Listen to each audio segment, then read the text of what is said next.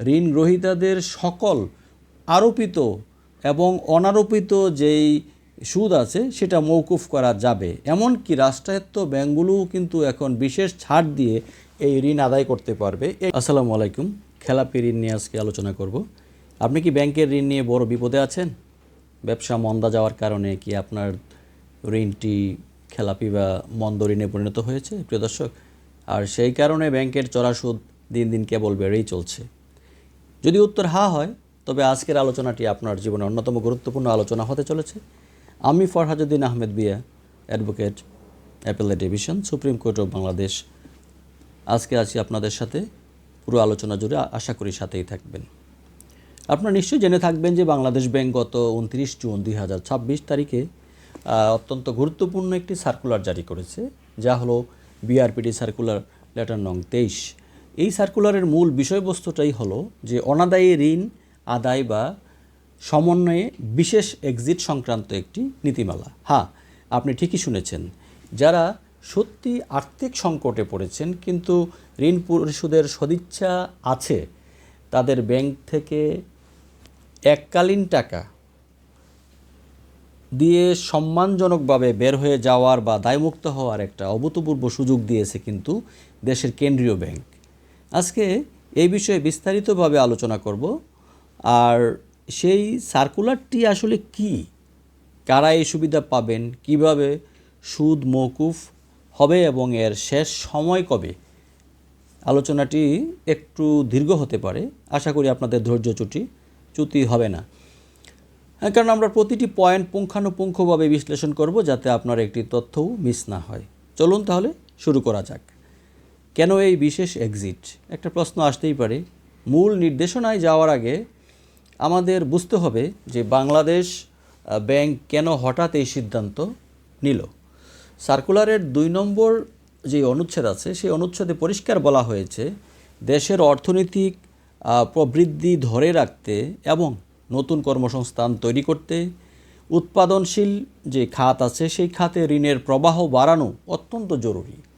কিন্তু বর্তমানে দেশের ব্যাংকিং খাতে খেলাপি ঋণের পরিমাণ এত বেশি বৃদ্ধি পেয়েছে যে ব্যাংকগুলোর সম্পদের গুণগত মান নষ্ট হচ্ছে, তারল্য সংকট দেখা দিচ্ছে এবং সবচেয়ে বড় কথা সেটা হচ্ছে যে ব্যাংকগুলো নতুন করে কাউকে ঋণ দিতে পারছে না। তো সেই কারণে সহজ কথায় যদি আমরা বলি যে ব্যাংকের টাকা আটকে আছে খেলাপিদের কাছে, তাই নতুন উদ্যোক্তারা কিন্তু ঋণ পাচ্ছেন না। এই চক্রটি ভাঙতেই কিন্তু কেন্দ্রীয় ব্যাংক এই উদ্যোগ নিয়েছে। তবে এখানে একটা চমৎকার লাইন লেখা আছে, সেটা হচ্ছে যে আর্থিক সংকটে পতিত হলেও ব্যবসা পরিচালনার সক্ষমতা ও ঋণ পরিশোধের আন্তরিকতা রয়েছে এমন ঋণ গ্রহীতাদের। অর্থাৎ এই সুবিধা কিন্তু ইচ্ছাকৃত খেলাপিদের জন্য নয়, অর্থাৎ যারা উইলফুল ডিফল্টার আছেন তাদের জন্য নয়, যারা আসলেই পরিস্থিতির শিকার এবং ঋণ পরিশোধ করতে চান তাদের জন্য এই বিশেষ এক্সিট সুবিধাটি রয়েছে। কারা এবং কিভাবে সুবিধাগুলো পাবেন? Core conditions and eligibility. এটা এবার আসুন আমরা যে 3 নম্বর যে অনুচ্ছেদ আছে, সেই অনুচ্ছেদে কী আছে সেই শর্তগুলো একটু সহজ ভাষায় বুঝে নেই প্রিয় দর্শক। মূল বিষয় হচ্ছে যে এখানে ভিত্তি, তারিখ ও ঋণের স্থিতি, যে বেস ডেট যেটাকে আমরা বলি, এই সুবিধার জন্য বেস ডেট ধরা হয়েছে 30 জুন 2026। অর্থাৎ এই তারিখের মধ্যে যে ঋণগুলো ব্যাংকের খাতায় কুঋণ হিসাবে আছে বা শ্রেণীকৃত বা ক্লাসিফাইড হয়ে আছে, শুধুমাত্র সেই ঋণগুলোর ক্ষেত্রেই কিন্তু এই এক্সিট সুবিধা প্রযোজ্য হবে।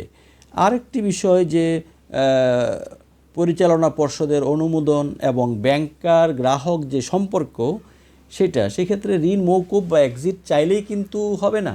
এটি ব্যাংকের পরিচালনা পর্ষদ আছে, অর্থাৎ বোর্ড অফ ডিরেক্টরস আছে, এদের অনুমোদন সাপেক্ষে এবং ব্যাংকার গ্রাহকের যে একটা বাইলেটারাল রিলেশন সেটা আছে, সুসম্পর্কের ভিত্তিতেই কিন্তু এটা নির্ধারিত হবে। আর এককালীন পরিশোধ, যেটা ওয়ান টাইম সেটেলমেন্ট, সার্কুলারের 3-এর কয়ের উপ অনুচ্ছেদে যেটা স্পষ্ট বলা আছে, এই বিশেষ এক্সিট সুবিধার আওতায় ঋণ গ্রহীতাকে তার সমুদয় দায় এককালীন পরিশোধ করতে হবে। এখানে প্রিয় দর্শক, কিস্তি করে টাকা দেওয়ার কোনো সুযোগ নেই। আপনাকে পুরো টাকা একসাথে দিয়ে হিসাব ক্লোজ করতে হবে। আর এটা যদি করতে পারেন তবে সুদ মওকুফের ক্ষেত্রে কিন্তু অভূতপূর্ব একটা ছাড় রয়েছে, যেটাকে আমরা বলি যে ম্যাসিভ রিল্যাক্সেশন অন ইন্টারেস্ট ওয়েইভার।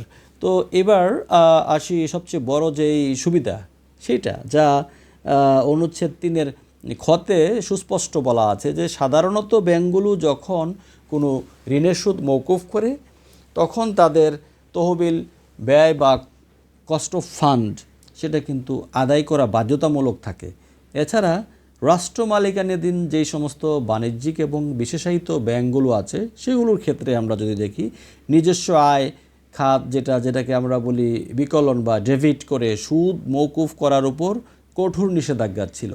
কিন্তু এই 23 নম্বর সার্কুলারের মাধ্যমে বাংলাদেশ ব্যাংক আগের দুটি বড় সার্কুলার, যেটাকে আমরা বিআরপিডি সার্কুলার 06/2022 এবং সার্কুলার লেটার নং যেটা 18/2022 এর শর্তসমূহ যেগুলো ছিল এগুলো সম্পূর্ণ শিথিল করেছে। এর মানে কি জানেন?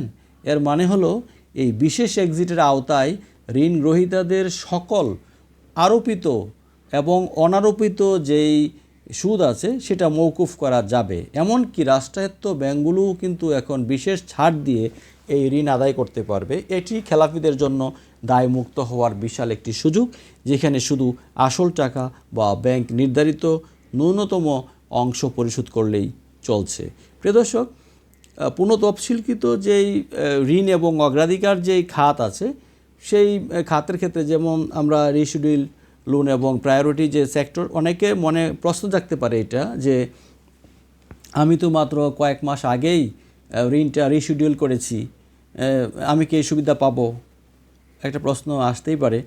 বাংলাদেশ ব্যাংক আপনার কথাও কিন্তু ভেবেছে এবং সার্কুলারের 3-এর গ যে অনুচ্ছেদ আছে ওখানে বলা হয়েছে যে যে সব মন্দ বা কুঋণ বা 6 আগস্ট 2024 থেকে 30 জুন 2026 তারিখের মধ্যে পুনঃতফসিল করা হয়েছিল তারাও এই বিশেষ এক্সিট সুবিধা পাওয়ার যোগ্য হবেন। পাশাপাশি দেশের প্রান্তিক যে অর্থনীতি আছে সেটাকে সচল করতে 3-এর ঘ ধারায় পরিষ্কার বলা হয়েছে যে এই সুবিধা দেওয়ার ক্ষেত্রে কৃষিখাতের স্বল্পমেয়াদী কৃষি ঋণ এবং সিএমএসএমই খাতের কচেস মাইক্রো ও স্মল যেটাকে আমরা বলি যে ক্ষুদ্র ঋণসমূহকে সর্বোচ্চ অগ্রাধিকার দিতে হবে। অর্থাৎ ছোট ব্যবসায়ী এবং কৃষকরা ব্যাংকে গেলে সবার আগে এই সুবিধা পাবেন। প্রিয় দর্শক, এটার যে সময়সীমা এবং ব্যাংকের দায়িত্ব এই সম্পর্কে কি বলা আছে তাহলে? এখন প্রশ্ন আসতেই পারে আপনাদের, এই সুবিধা কতদিন চলবে? সার্কুলারের 5 নম্বর অনুচ্ছেদ অনুযায়ী এই নির্দেশনা আগামী 31 ডিসেম্বর 2026 তারিখ পর্যন্ত কার্যকর থাকবে এবং বলবৎ থাকবে। অর্থাৎ আপনার হাতে 2026 সালের শেষ দিন পর্যন্ত সময় আছে ব্যাংকের সাথে যোগাযোগ করে এই প্রক্রিয়া সম্পন্ন করার। আর 4 নম্বর অনুচ্ছেদ যেটা, সেই অনুযায়ী ব্যাংকগুলোর নিজেদের দায়িত্ব হলো চিঠি পাঠিয়ে বা অন্য কোনো মাধ্যমে ঋণ গ্রহীতাদের এই সুবিধার কথা জানানো। তবে ব্যাংকের চিঠির আশায় বসে না থেকে আপনার যদি কুঋণ থাকে তাহলে সেই ক্ষেত্রে আপনি যদি ক্লাসিফাইড হয়ে থাকেন তবে আজই আপনার কিন্তু সংশ্লিষ্ট ব্যাংকের যে শাখায় যোগাযোগ করতে পারেন। এই সার্কুলারটি ব্যাংক কোম্পানিজ অ্যাক্ট 1991 এর 45 এবং 49-এর 1-এর চ ধারায় প্রদত্ত ক্ষমতা বলে কিন্তু জারি করেছেন বাংলাদেশ ব্যাংকের ব্যাংকিং প্রবিধি ও নীতি বিভাগ 1 এর পরিচালক জনাব গাজী মোহাম্মদ মাহফুজুল ইসলাম। দর্শক, দেশের অর্থনীতিকে সচল করতে এবং নিজের ব্যবসাকে আইনি জটিলতা এবং খেলাফি তকমা থেকে মুক্ত করতে এই সুযোগটি হাতছাড়া না করাই উত্তম।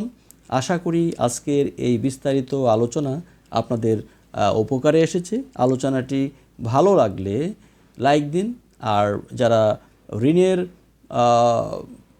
কারণে জর্জরিত এমন পরিচিতদের সাথে অবশ্যই এই বিষয়টি শেয়ার করে দিন, যাতে ওনারা এই সরকারের দেওয়া বা বাংলাদেশ ব্যাংকের এই সুবিধাটা সম্পর্কে জানতে পারে এবং প্রয়োজনীয় পদক্ষেপ নিতে পারে। আর এই ধরনের আরও গুরুত্বপূর্ণ আইনি বিষয় নিয়ে আলোচনায় আমাদের সাথে থাকতে পরবর্তী আলোচনাগুলো দেখার আমন্ত্রণ রইল। সেই পর্যন্ত ভালো থাকুন, সুন্দর থাকুন। আসসালামু আলাইকুম ওয়া রাহমাতুল্লাহি ওয়া বারাকাতুহু।